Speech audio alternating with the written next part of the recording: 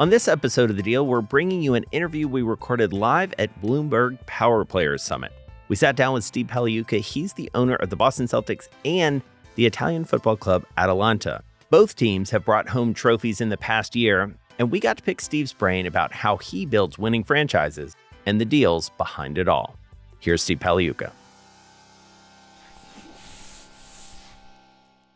All right, let's jump right into this because one of the reasons we wanted to talk to you, Steve, is I think the technical term, Alex, is you've had a hell of a year. This has been a really good year for you. Yeah, I'm still pinching myself. So 2 championships.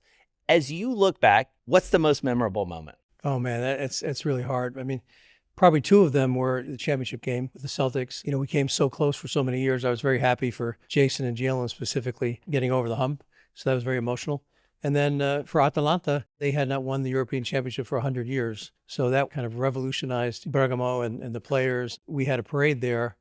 The Celtics parade was amazing, millions of people, but the parade in Milan took 5 hours because there were so many people on the streets. They had to have 100 policemen moving people out of the way as this double-decker bus went down the hill to only go 3 miles.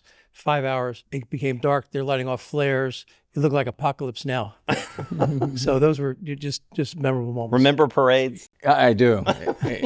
New York, not Boston, but similar. But Steve, you've had such an iconic career, and I've admired you for so long. You've been so kind to me. But thinking about your career in Bain and all the great deals you've done in private equity, but take us back to 2002, because the Boston Celtics is a little different and a lot more special in many ways.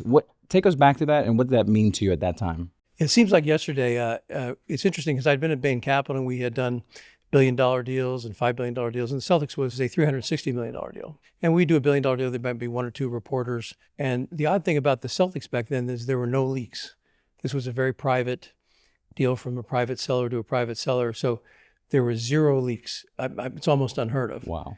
And so it was a very hot day in September or August, whatever that day was.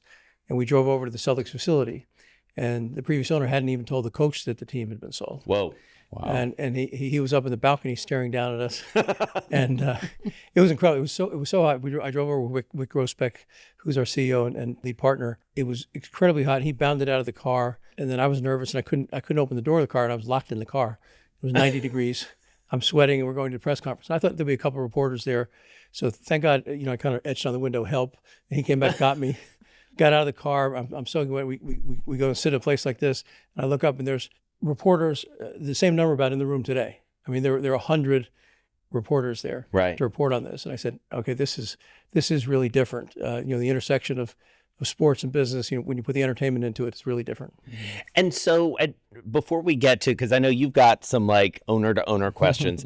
I do not own a professional team. I'm a humble journalist here, but I did get to know you, Steve, pre-Celtics, like covering private equity. I mean, tell us a little bit about translating that work to ownership. And you stayed in private equity during all of this time and you're still an active investor, but like, what was it about Bain? Because Bain was, many people in this room are very familiar with that story, a very special and different sort of partnership.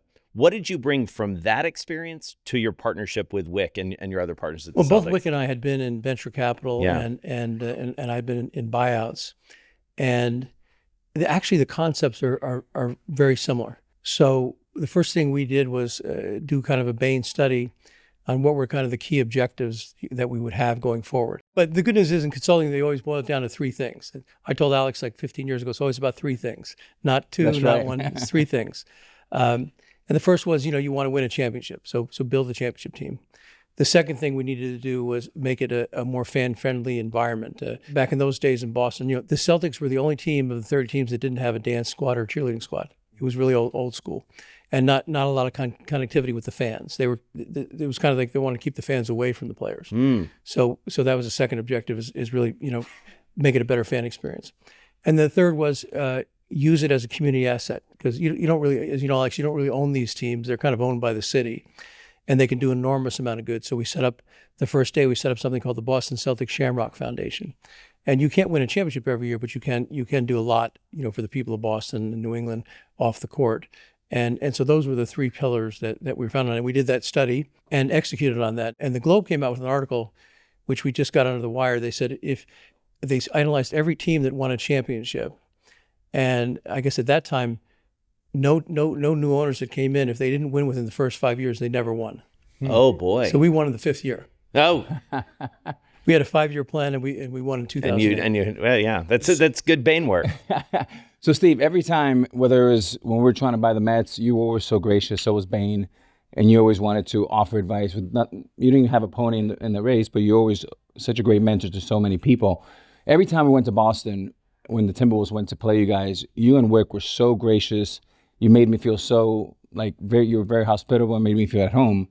You're probably the first person ever that made me feel at home in Boston, so thank you for that. I'm a little weird. But in all seriousness, if there was one thing that you would say with that over 20 years of experience in the NBA now with 2 championships, what's one thing Mark, Lori, my partner, and I have to do, and what's one thing we have to avoid doing? Well, I think the number one thing you have to do is be a fan. And you played pro sports. I never played pro sports. I played in college, but I realized I played a lot of basketball, but in getting involved with the team, the team shows up every day. There's 100 games if you count the playoffs. It's amazing strain on the body. You've got back-to-backs. The fans don't understand that. They don't know that this might be a guy who's played 40 minutes the last 5 games, and that guy's got to go out there like it's the first time he went out there. It's a show every night. So I think be passionate about your players, the team, the community. That'd be number one thing to do. And then what not to do, I think the biggest problem new owners have is they want to come in and win too quickly. Mm. And we studied all the teams and drafts. We did another Bain study on drafting and all the we're very, very analytic based. We started something called the BIA, the Basketball Intelligence Agency. There's a little sign. It's like the FBI, CIA sign, but it says BIA on it. We have a PhD from Duke. We have MIT. We have the whole crew in there. We're on our 20th kind of regression model now in terms of how do you pick players, strategy, and the rest. But I would say you need to take a long-term venture capital-like approach to it rather than turn it overnight. So you've seen many situations where you buy the team, they trade all the draft picks, bring in 1 or 2 old players that probably have something left, but maybe 1 year or 2 years left. And then if they get hurt and they don't win, you're out of draft picks, and then you're starting over again. So we always took this kind of 5-year plan approach of building by the draft, doing trades where they made sense. We didn't try to turn it around overnight. One of the fascinating things, especially if you think about sort of the intervening years between the championships from 08, right, to 24. It's a long time, especially in the NBA. The league has utterly transformed. What do you think is the most meaningful thing that's happened in those intervening years, other than like new owners coming in? Like, how has the business of basketball changed? Well, if you look back 20 years ago, you would count fans in the hundreds of thousands.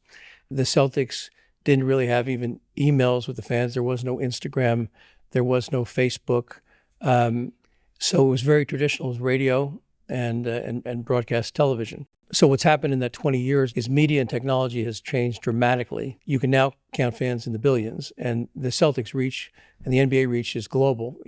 Adam Silver and David Stern did an incredible job getting out ahead of the curve. I mean, people used to criticize them for having an office in China, putting up early infrastructure in Europe. But now that's paid off big time. 30% of our players are from overseas, and they've done a phenomenal job just broadening the appeal and the product of the game.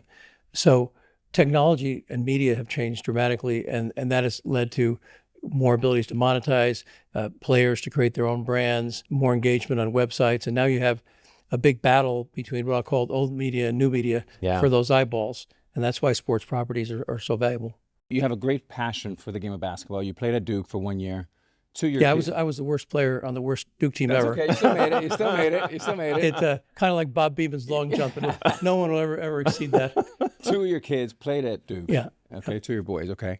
So you went and to one Duke. at Amherst. Can't leave out Amherst. Okay. And you went to Duke. Yep. You went to Harvard Business School. Yep. You were thinking about getting your PhD. At what point did you know that you were just built a little different? Well, the funny story was I wasn't that strategic. The reason I didn't get the PhD is my grandfather was a shoemaker and made $8 an hour. I had lots of student debt. I was going to be a professor at Harvard, so I went to get the doctorate.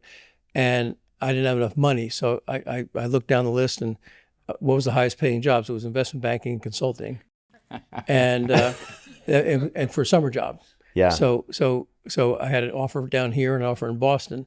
I wasn't that strategic, so I said, well, I don't have to get a new apartment. I already have my lease in Boston.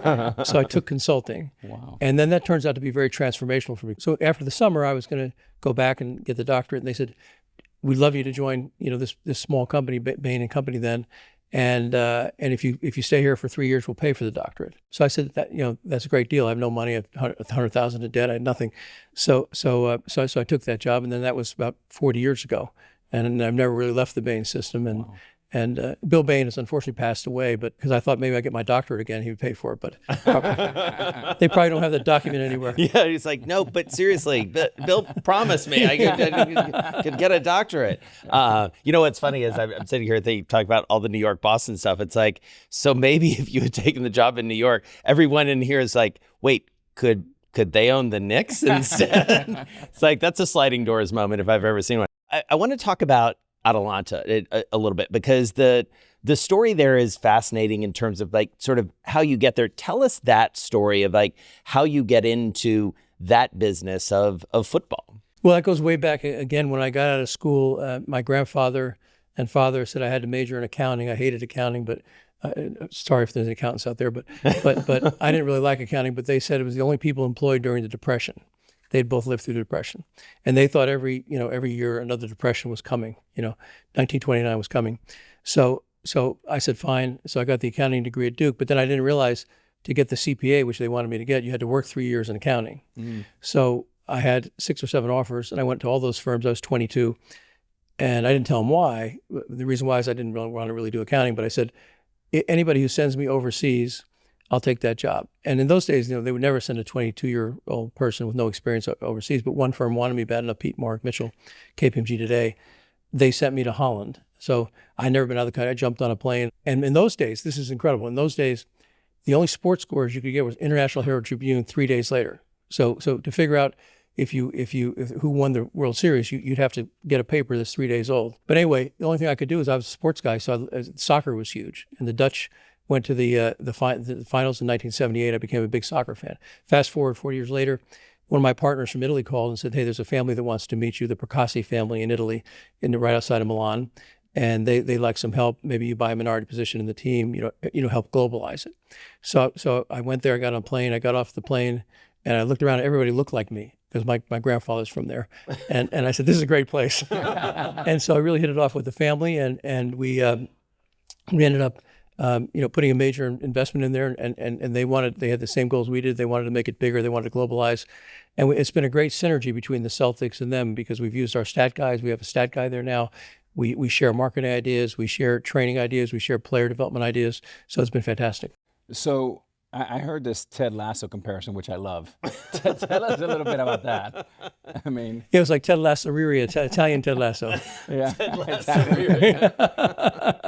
But it really is like that. And the Italians have a fantastic culture. I hadn't spent any time growing up there. My grandparents were both from Italy. I'd never really been to Italy before, and they welcomed me there. And it's just a great culture. The food is great. The soccer is just a huge passion. Atalanta is a lot like the Celtics. They have a kind of a national brand in Italy. It's everybody's second favorite team, except if you're from Bergamo. Right. People love Atalanta because it's been the little team that could. It's kind of overachieved for a number of years. The Percassis have done an amazing job building one of the best academies in Europe. The reason we invested is we wanted to compete, and with that academy, you compete every year because they crank out so many good players. At one time, when we bought the team, I think they had 5 players on the under 23 national team, and that means the other 19 clubs had the other 15 players, and we had 5. I do want to go back to that, because you have such an embedded competitive advantage. Number one, 40 years at Bain, one of the best consultant private equity firms in the world, and then Boston Celtics, one of the most iconic franchises in the world, as well run as anyone. So when you take those 2 practices, what best practices do you take to your thesis investment and take it to Europe? Well, I think what you take is we're trying to bring it to a more analytic approach. Yeah. And they're behind in soccer and that in general. And so the Percassis wanted that. They're very receptive to that. So we brought in a stats team. We just expanded that team. And Mike Zarin, who really kind of runs our whole stat operation, has come over many times. And he turns out to be a big soccer. Unfortunately, he's an Arsenal fan, but in Italy, he's an Atalanta fan. But he's come over and helped us set that up. The second thing is more global brands. So we're doing some deals with some global brands right now that we'll announce soon that are going to be very transformational for Atalanta. And then looking at fan amenities, we expanded the stadium, built new ends on both ends, and built a new club like we have here for the Celtics. That's fantastic. And I'd have to say the food is great at the Celtics, but the chef at our restaurant is a chef from Da Vittorio, which is the #1 rated restaurant in all of Italy. It's right in Bergamo. And so that is an incredible experience. Yeah. People just come there. It takes 2 years to get a reservation at the restaurant, but you can come to our club and you get his food. Invitation must have got lost in the mail. Yeah, I was thinking, it's like, well, I mean, getting hungry. I love Bloomberg and I love this Power Players event, but why aren't we taping Exactly. this? This is a You guys are welcome strategic anytime. error. We open up the new stadium, actually. You're invited September 15th. Thank you. Okay, There you go. all right. We asked for it. Feel it out. So we heard earlier today from Tony Ressler talking about this like $3 trillion opportunity in like global sports. I mean, are you a buyer in this market? Like do you buy into that thesis that it's that big? Yeah, it's big and expanding. We started out talking in the beginning about the old media, new media war. That's only intensifying. Yeah. And I think if you look up television programs, the top 100 in the United States in the last year, 97 of them were sports events, Right. either NFL or championships or whatever. So, number one. Number two, streaming has revolutionized everything. Streaming and kind of the distribution on internet, Instagram, TikTok, etc. And so that allows fans more connectivity and more time, on those screens and eyeballs outside of the game itself, and shoulder programming, shoulder internet shows, etc. Podcasts are booming. This incredible podcast, the #1 podcast in the world. Honored to be here, by the way. And so we're at the start of, I think, kind of a revolution where it's only going to get better and better with technology. You look at this stadium that Steve Ballmer's built out there. That's Right. going to be an incredible thing and spur other stadium development. 3D is going to come in someday, where you can be immersed in the sports event even more with round screens or big screens or glasses. So yes, I think it's a incredible product, and it is now globalized. Yeah. We played in Barcelona. Walk in that place, that half the people had Celtics jerseys on. We went to Rome. You go all over the world. You go to China in the subway in the morning. The games are on in the morning. You see them watching NBA games, especially when Yao Ming was here. But they love basketball over there. So basketball, soccer, the global sports, the global competition. I think someday you'll see teams, NBA teams in Europe. You already have NBA Africa. Right. These will all rise up, and you now have global championships of these teams. We always, the show is called The Deal. Like, what are the deals on the horizon for you beyond basketball and football? I mean, I have to think, especially to your point, given all the success you've had in those two sports, I know you've looked at some other football clubs. Like, what strikes you as interesting out there? Well, I think the whole business of sport is interesting. That's why this podcast is booming. There's such interest in it, and so we've looked at things as far ranging. Women's sports are going to be big. You look at the valuations out in LA. And Caitlin Clark coming into the league, getting all that interest out there. Women's soccer, that's always been a great Olympic sport. Now that's expanded, so people want to see that. And they've changed those rules to bring better players in. So I think women's sports is a big category. Just emerging sports like cricket is huge in India, and they're starting to bring that out. So we're looking at all sorts of opportunities, and then there's ancillary opportunities in terms of support for that. So I'm invested in an AI company. The AI can help sports both from a fan perspective and also from a management perspective. So I think technology, / sports, / emerging sports, women's sports, those will all be very exciting areas that right now you're scratching the surface. Right. One of the things about private equity, before private equity was called, the LBO business, as you've said many times, but what has been synonymous with, PE or even leverage buyouts. Like you come in and you like destroy, fire everybody. And you guys have done exact opposite with the Celtics. I mean, continuity has been a real competitive advantage and arbitrage for you. Talk a little bit about why is that so important for you guys. That's a really great question. I should have mentioned that before. That's about that long-term approach. So Bain Capital, we believe in long-term value. It's always been a misnomer in private equity, by the way. I think because the industry started out maybe in the late 60s, early 70s, there were a lot of fat companies in the U.S. that had 6 planes and restaurants and golf courses, stuff that really not appropriate for corporate America. So I think there were some early buyouts done where they would slash those things, and it got known for cost cutting. But the real successful firms, the Blackstones, the Bains, the Carlyles, they realized that if you're going to really make a profit, you've got to build businesses, and you don't build businesses by cutting. You have to grow. So Bain's always had a growth focus from day one, the consulting kind of growth focus. How can we bring these products overseas? How can we build new factories? How can we serve the customer better? And that's what's really driven our record. But part of that is long-term continuity. So back in 2007, Paul Pierce got hurt. He was our best player. We were on the rise. He got hurt. I think we lost 55 painful games. I went to all of them. It was bad. And there were people with signs. Fire Doc Rivers. Fire Danny Ainge. Fire the owners. And so we met and we said, gee, Doc's done an amazing job developing this young talent we have, and no one's going to win without Paul Pierce. And we had, I think, another good two of our best players hurt for the whole season. We had a great draft choice coming up. We love what Doc was doing. We love what Danny was doing. And so we made no changes. So and huge value to that continuity. When you bring in new people, they always have new ideas, and then a lot of new ideas don't work. But we want to stick with the guys that had good ideas that were going to work. So then the very next year, Danny made that trade, and we got Garnett, we got Ray Allen, and we won the championship after all the signs were out the whole season. Fire Doc, fire Danny, fired the owners. So that continuity for us has been huge. And most of the Celtics employees, we count their things in increments of 25 years. I mean, we've had the same. We've only had Danny, and then Brad Stevens as the GM, right, in all those years. And Danny retired. We wanted to go back to Utah, his home, and so we promoted Brad from the coach, and then we took a coach that was a young coach for Brad and made him the coach. So I think we've only had 3 coaches in the 23 years, and we've only had and none of them fired. That's amazing. And we had the same Rich Gotham, the same president, Sully, the same head of marketing, Bill Reisfelder, the same CFO. So we have enormous history, trust. Back to the point of, what you need to do is you need to build A players to build an A team, and then keep them in place. And don't worry about what the media says or fire this guy, fire that guy, because they only have 10% of the data. So you got to stick to your convictions. Well, that's unfortunately where we have to end, but a good place to end. Steve Pagliuca, thank you so much for your championship wisdom. Appreciate it. Great to be here. Thank you, guys.